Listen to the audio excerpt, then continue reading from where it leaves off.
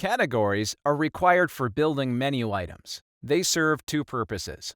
1. General organization.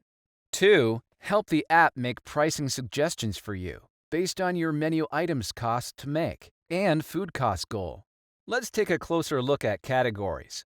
From the menu icon in the top left, tap Categories. Here, you will see both preloaded and custom categories. Preloaded categories are a compilation of the most common menu categories for pizzerias. Larger categories such as pizza are broken into subcategories. Here, you will see some of the most common styles of pizza. Preloaded categories cannot be deleted, nor can their names be changed.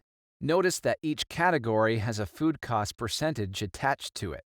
The preloaded categories already have a value assigned to it based on industry averages, but you can change that number at any time. For example, we can tap on the Chicago Thin subcategory in pizza and edit the target food cost percentage from 20% to 25%.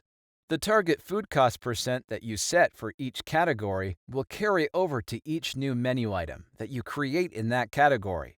If none of the preloaded categories suit your needs, you can create your own custom category. Simply tap into the Custom area and then tap the plus icon in the lower right. Enter a name and a target food cost for the category and tap Save. We can create a vegan pizza category and give it a target food cost of 30% and tap Save.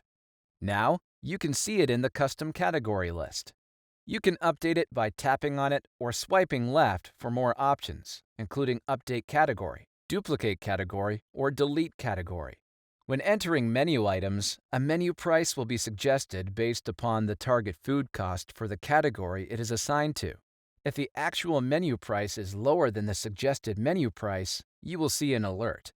Note that you assign the target food cost for the category in the category function and cannot change the category food cost within the menu item function.